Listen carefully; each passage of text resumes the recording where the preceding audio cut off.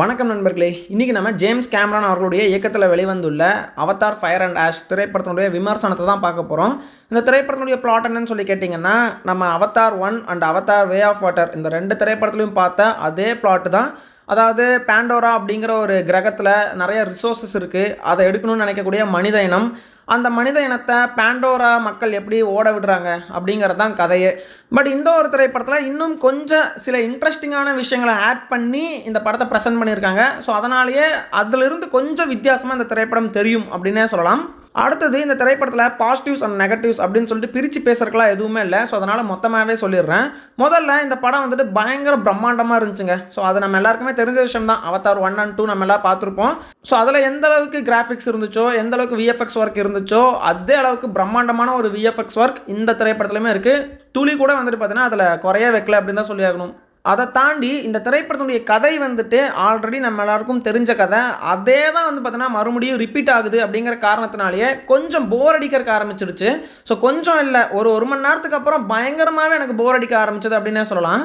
அதுவும் நம்ம ஜேம்ஸ் கேமரான் அவர்கள் பற்றி நம்ம சொல்ல வேண்டியதே இல்லை. ரொம்ப ஸ்லோவாக தான் அந்த ஸ்க்ரீன் பிளேவை கொண்டு போவார். அதனாலே வந்துட்டு சில பேர்லாம் தூங்கிட்டாங்க. அந்த ரேஞ்சுக்கு வந்து பார்த்திங்கன்னா ரொம்ப ஸ்லோவாக அந்த படம் போயிட்டு இருந்துச்சு. ஸோ பொறுமை இருக்கிறவங்களால தான் இந்த மாதிரியான ஒரு திரைப்படத்தை 3 மணி நேரம் உட்காந்து பார்க்க முடியும் அப்படின்னே சொல்லலாம். அதாவது ஸ்டார்டிங்கில் ஒரு மாதிரி பிரம்மாண்டமான படம் பார்க்க போகிறோம், வேறு லெவலில் விஎஃப்எக்ஸ்லாம் இருக்க போகுதுங்கிற ஒரு எக்ஸைட்மெண்ட்டில் தான் உட்காருவோம்.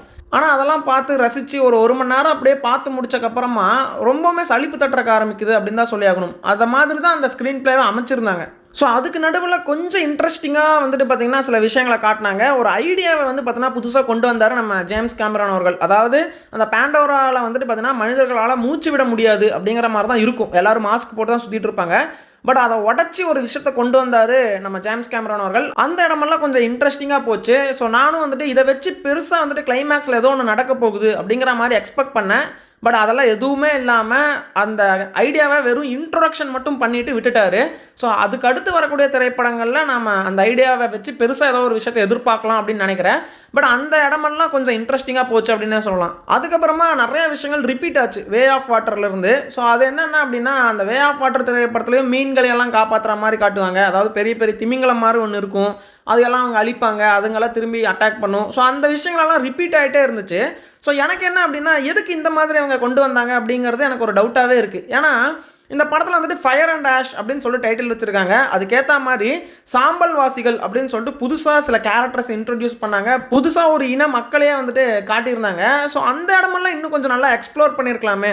ஏன்னா வே ஆஃப் வாட்டரில் வந்துட்டு அந்த கடல் வாசிகளை காட்டினீங்க. இந்த ஃபயர் அண்ட் ஆஷில் அந்த சாம்பல் தேசம் எப்படி இருக்கும், சாம்பல் வாசிகள் எப்படி வசிக்கிறாங்க, அங்கே எந்த மாதிரியான விலங்குகள் எல்லாம் இருக்குது, அந்த இடமெல்லாம் இன்னும் கொஞ்சம் நல்லாவே எக்ஸ்ப்ளோர் பண்ணியிருந்தா கொஞ்சம் இன்ட்ரெஸ்டிங்காகவும் புதுசாகவும் இருந்திருக்குமோ அப்படிங்கிற மாதிரி எனக்கு ஃபீல் ஆகுது.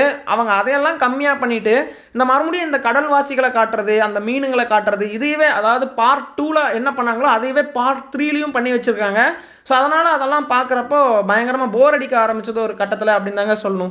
அடுத்து வந்து பார்த்திங்கன்னா கேரக்டர் டிசைனிங். அதெல்லாம் வந்துட்டு நம்ம ஜேக் சுல்லி அவர்களுடைய கேரக்டர், அவருடைய ஒய்ஃப் கேரக்டர், அப்புறம் வில்லன் கொலோனல் கேரக்டரு, அதுக்கப்புறம் அந்த சாம்பல் தேசத்து ராணி அப்படின்னு சொல்லிட்டு ஒருத்தங்களை காட்டுவாங்க, அந்த கேரக்டரு, அப்புறம் நம்ம ஸ்பைடர் அந்த கேரக்டரு, அப்புறம் கிரி அப்படிங்கிற இந்த கேரக்டரு, இவங்க எல்லாரையுமே வந்துட்டு பார்த்திங்கன்னா ரொம்ப சூப்பராகவே இந்த திரைப்படத்தில் யூஸ் பண்ணியிருந்தாங்க.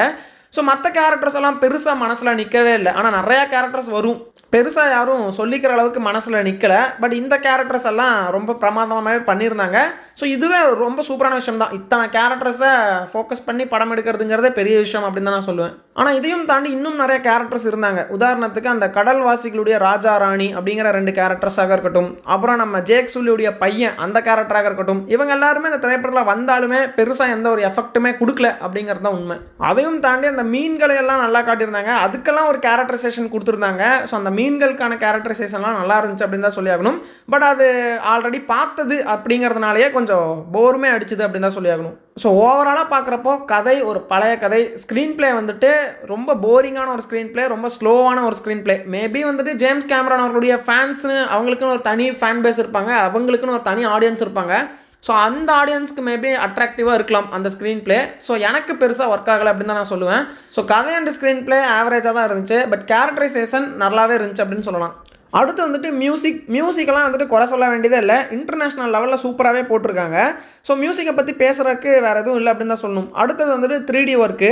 ஸோ 3D ஒர்க் எப்படி இருந்துச்சு அப்படின்னு சொல்லிட்டு என்னால் சொல்லவே முடியாது. ஏன்னா நான் பார்த்த தியேட்டர் அந்த மாதிரி ஒரு ப்ராப்பர் 3D தியேட்டரே அது இல்லை. ஸோ நான் பார்த்தது normal 4K Dolby Atmos screen தான், எப்பவும் போல் பார்க்குற மாதிரியான ஒரு ஸ்க்ரீன் தான். ஸோ அதனால் அங்கே 3D ஒர்க் எப்படி பண்ணியிருந்தாங்கன்னு என்னால் சொல்லவே முடியாது. 3Dயில் பார்த்தாலுமே பெருசாக அந்த தேட்டரில் எஃபெக்டே கொடுக்கல. ஸோ நான் ஃபஸ்ட்டு வந்துட்டு ஐமேக்ஸில் பார்த்துடலாம் அப்படிங்கிற ஒரு முடிவில் தான் இருந்தேன். பட் 2 வாரத்துக்கு கோயம்புத்தூர் ஐமேக்ஸில் டிக்கெட்டே கிடையாது. ஸோ அதனால் வேறு வழி இல்லாமல் தான் ஒரு லோக்கல் தேட்டரில் பார்த்தேன். பட்டு எனக்கு பர்சனலாக அந்த தேட்டரில் 3D எஃபெக்ட் சாட்டிஸ்ஃபையிங்காக இல்லை.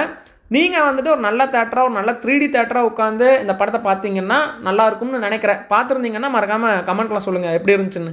ஸோ ஃபைனலாக என்ன தான் ப்ரோ சொல்ல வர, படம் ஒர்த்தா பார்க்கலாமா வேணாமான்னு கேட்டிங்கன்னா என்னுடைய தனிப்பட்ட கருத்தை நான் சொல்கிறேன். அவதார் 1 அளவுக்கு அவதார் 2 இல்லை. அவதார் 2 அளவுக்கு இந்த அவதார் 3 இல்லை அப்படிங்கிறது தான் என்னுடைய தனிப்பட்ட கருத்து. பட் நம்ம ஜேம்ஸ் கேமரான் அவர்களுடைய டைரக்ஷனுக்கு நிறையா பேர் இங்கே ஃபேன்ஸாக இருப்பீங்க. அவங்களுக்கெல்லாம் கண்டிப்பாக அந்த திரைப்படம் பிடிக்கத்தான் போகுது. ஸோ அந்த பிரம்மாண்டத்தை பார்க்கறதுக்கே கூட்டமாக வந்து குவியத்தான் போகிறாங்க. அதில் எந்த ஒரு சந்தேகமுமே இல்லை. ஸோ என்ன கேட்டால் பர்சனலாக நான் ஒரே விஷயம் தான் சொல்லுவேன். 3.25 மணி நேரம் அப்படிங்கிறதெல்லாம் வந்துட்டு தேவையே இல்லை இந்த மாதிரியான திரைப்படங்களுக்கு. ஸோ என்ன கேட்டால் 2.5 மணி நேரத்துக்குள்ளே, ஒரு 2.25 மணி நேரத்தில் இந்த படத்தினுடைய கதையை அழகாகவே எடுத்து முடிக்கலாம். அப்படி எடுத்திருந்தாங்க அப்படின்னா சூப்பரான ஒரு படம் அப்படின்னு நான் சொல்லியிருப்பேன். பட் 3.25 மணி நேரத்துக்கு எடுத்து பயங்கரமாக போர் அடிக்கிற மாதிரி வச்சு சலிப்பு தட்டி, ஸோ ஒரு மாதிரி படம் முடிஞ்சு வெளியே வர்ற மாதிரி ஆகிப்போச்சு. ஒரு ஆவரேஜான திரைப்படமாகவே மாறி நிற்குது அப்படின்னு தாங்க நான் சொல்லுவேன். சரி, ஓகே நண்பர்களே, அவதார் ஃபயர் அண்ட் ஆஷ் திரைப்படத்திற்கு என்னுடைய ரேட்டிங்ஸ் என்னன்னு சொல்லி கேட்டிங்கன்னா 6.5 அவுட் ஆஃப் 10. ஸோ நீங்கள் இந்த திரைப்படத்தை பார்த்துட்டீங்களா? உங்களுக்கு இந்த படம் பிடிச்சிருந்தா இல்லையான்னு சொல்லிட்டு மறக்காமல் கமெண்ட்டில் சொல்லுங்கள். உங்களை நான் அடுத்த வீடியோவில் சந்திக்கிறேன்.